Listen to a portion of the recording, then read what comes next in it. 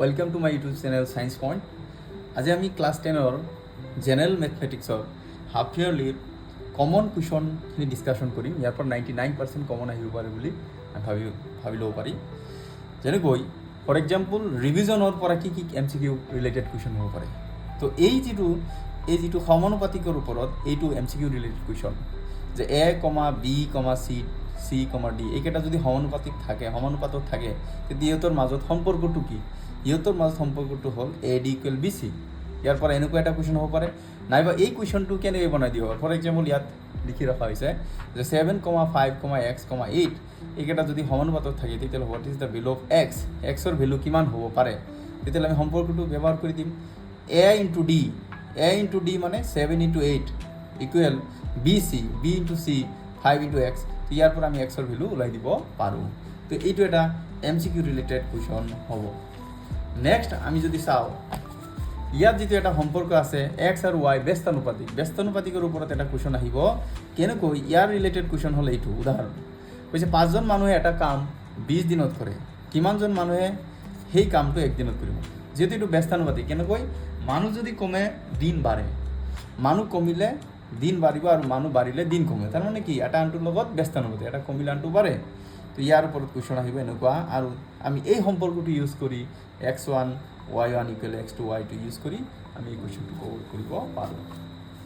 তাৰপিছত আমি যদি চাওঁ R1ৰ পৰা কি MCQ ৰিলেটেড কুৱেশ্যন নম্বৰ 4 এইটো MCQ ৰিলেটেড কুৱেশ্যন। এইটো 2 মাৰ্কছৰ কুৱেশ্যনতো আহিব পাৰে কেতিয়াবা। আৰু কুৱেশ্যন নম্বৰ 5 এইটো MCQ ৰিলেটেড কুৱেশ্যন হয়। তো এইবিলাক কুৱেশ্যন আমি ভালদৰে চাব লাগিব, কুৱেশ্যন নম্বৰ 4 আৰু 5। নেক্সট আমি যদি চাওঁ আৰু কি ইম্পৰ্টেণ্ট কুৱেশ্যন আছে। তো এইটো যিটো সম্পৰ্ক আছে এই সম্পৰ্ক 6ত এইটো ইয়াৰ পৰা MCQ কুৱেশ্যন আহিব পাৰে যে কৈছে n ৰ বৰ্গ আৰু n+1ৰ বৰ্গৰ মাজত 2nটা স্বাভাৱিক সংখ্যা থাকে। n ৰ বৰ্গ ফৰ এক্সাম্পল এটা সংখ্যা ধৰিলোঁ 4, n মানে 4 ধৰিলোঁ, আৰু n+1 মানে ক্ৰমিক হ'ব লাগিব, 4 + 1 মানে 5। এই দুটাৰ বৰ্গৰ মাজত কিমানটা স্বাভাৱিক, এই দুটাৰ বৰ্গ মানে স্কুৱেৰৰ মাজত কিমানটা স্বাভাৱিক সংখ্যা থাকিব 2n। এই প্ৰথমটো n বুলি ধৰিছিলোঁ, 2n মানে 2 × 4 দিট ইজ 8, 8টা থাকিব। তো ইয়াৰ পৰা MCQ ৰিলেটেড এনেকুৱা কুৱেশ্যন আহিব পাৰে। তাৰপিছত R2ৰ পৰা 5 নম্বৰ কুৱেশ্যনটো MCQ পৰীক্ষা দি দিব, 6 নম্বৰৰ পৰা এইটো MCQ ৰিলেটেড কুৱেশ্যন দি দিব, 7 নম্বৰটো MCQ ৰিলেটেড কুৱেশ্যন, 2 নম্বৰ কুৱেশ্যনটো তোমাৰ এইটো 2 মাৰ্কছৰ কুৱেশ্যন, কেতিয়াবা MCQটো দি দিব। বাকী আমাৰ এইবিলাক দিয়ে আছে 11 নম্বৰ কুৱেশ্যনবিলাক MCQ। তো এইখিনি আমি ভালদৰে চাব লাগিব, ঠিক আছে। নেক্সট আমি যদি চাওঁ ঘন আৰু ঘনমূল দিট ইজ R3ৰ পৰা কি কুৱেশ্যন MCQ ৰিলেটেড হ'ব পাৰে। যেনেকৈ আমাৰ important MCQ related question 4 number 5 নম্বৰবিলাক ইম্পৰ্টেণ্ট MCQ ৰিলেটেড কুৱেশ্যন। তাৰপিছত আমাৰ 9 নম্বৰ 10 নম্বৰ এইবিলাক MCQ, 11 নম্বৰ কুৱেশ্যনবিলাক আছেই। লগতে 11 নম্বৰ ইটো চবচে বেছি ইম্পৰ্টেণ্ট, নম্বৰ কুৱেশ্যনটো এইটো অলপ বদলাই দিব পাৰে।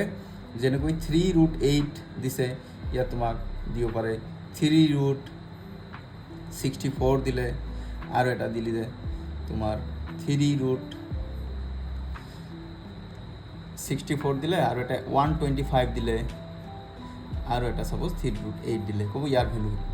তো আমি 64 মানে কাক কিউব কৰিলে পাম 4, কিউব কৰিলে ইয়াত থাকিব 4, ইয়াত থাকিব 5, ইয়াত থাকিব 2, প্লাছ কৰি যিটো পাম সেইটো আনচাৰ। তো এইটো MCQ ৰিলেটেড কুৱেশ্যন। নেক্সট আমি আৰু যদি MCQ ৰিলেটেড কুৱেশ্যন পাওঁ, এইটো k × 10⁻n এইটো ফৰ্মুলাৰ পৰা ইয়াৰ পৰা MCQ এটা হ'ব পাৰে, ঠিক আছে। প্ৰামাণিক ৰূপৰ আৰ্হি, তো এইটো ঠিক আছে। বাকী আমি যদি নেক্সট আৰু চাওঁ এই যিটো কুৱেশ্যন নম্বৰ 8 এইটো বেছি ইম্পৰ্টেণ্ট, MCQ হ'ব পাৰে, ডাইৰেক্ট কুৱেশ্যন হ'ব পাৰে, কিন্তু MCQ হোৱাটো পচিবিলিটি বেছি। বাকী 11 নম্বৰ কুৱেশ্যনখিনি আমাক দিয়াই আছে। তাৰপিছত আমি নেক্সটত যদি চাওঁ প্ৰামাণিক ৰূপৰ যিবিলাক কুৱেশ্যন যিকোনো এটা পৰীক্ষাত আহিব, প্ৰামাণিক ৰূপৰ এই কুৱেশ্যনবিলাক পৰীক্ষাত যিকোনো এটা আহিবই। তাৰপিছত R5ৰ পৰা আমি যদি চাওঁ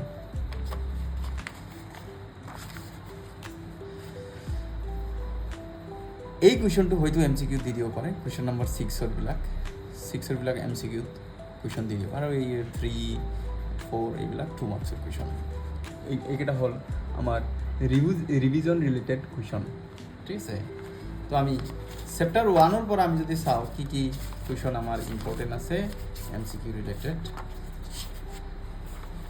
চেপ্টাৰ 1-ৰ পৰা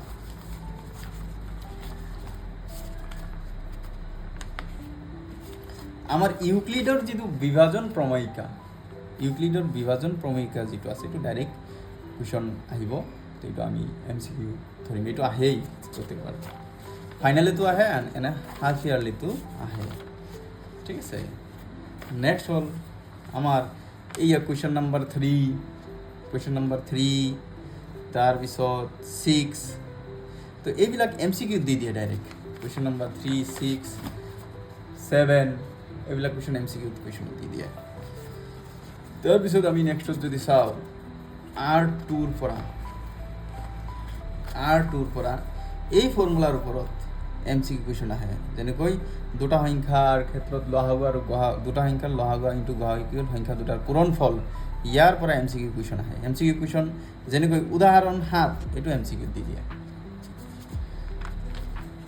তাৰপিছত ইয়াৰ পৰা আৰু MCQ ৰিলেটেড কুৱেশ্যন কি হ'ব পাৰে এই 8 নম্বৰ কুৱেশ্যনটো ইম্পৰ্টেণ্ট হয় 2 মাৰ্কছত দি দিয়ে 1.2ৰ পৰা 4 নম্বৰ কুৱেশ্যনটো ইম্পৰ্টেণ্ট হয় MCQৰ কাৰণে বাকি 7 নম্বৰটোও MCQ দি দিয়ে 7 নম্বৰ কুৱেশ্যনটো MCQ দি দিয়ে 1 নম্বৰ চেপ্টাৰৰ পৰা যিকোনো এটা 2 মাৰ্কছৰ কুৱেশ্যন অপৰিমেয় এইবিলাক যিকোনো এটা 2 মাৰ্কছৰ আহিবই প্ৰমাণ কৰা যে √2 এটা অপৰিমেয় সংখ্যা বা √3 যিকোনো এটা পৰীক্ষাত কুৱেশ্যন আহিবই এতিয়া আমি যদি 1.4ৰ পৰা চাওঁ যে MCQ কুৱেশ্যন কি আহিব এই উপবাদ্য 1.5ৰ পৰা এটা MCQ কুৱেশ্যন আহে পৰিসমাপ্ত হয়নে নাই এনেকুৱা কুৱেশ্যন আহে যেনেকৈ 1.4ত দি দিয়া আছে কেইবাটাও তোমাক 4টা অপশ্যন দিছে A B C D এনেকৈ ক'লে তলৰ কোনটো পৰিসমাপ্ত দশমিক বিস্তৃতি থাকিব এনেকুৱা এটা থাকিব আৰু নেক্সট আহিব যে তলৰ কোনটো পৰিমেয় বা অপৰিমেয় তেনেকুৱা চিনাক্তকৰণৰ কুৱেশ্যন এটা MCQ কুৱেশ্যনত দিব তো আমি ৰিভিজন আৰু চেপ্টাৰ 1ৰ হাফ ইয়াৰলি কি ইম্পৰ্টেণ্ট কুৱেশ্যন হ'ব পাৰে সেইখিনি আমি চালোঁ নেক্সটত আমি ইয়াৰ পিছত হাফ ইয়াৰলিৰ পিছতে আমি ফাইনেলত কি ইম্পৰ্টেণ্ট কুৱেশ্যন আহিব পাৰে আৰু এইটো চেনেলতে মেথছৰ ক্লাছো কৰোৱা হ'ব ছায়েন্সৰ ক্লাছ অলৰেডি কৰোৱা হৈছে ইম্পৰ্টেণ্ট কুৱেশ্যনখিনি আমি ডিছকাশ্যন কৰিম ধন্যবাদ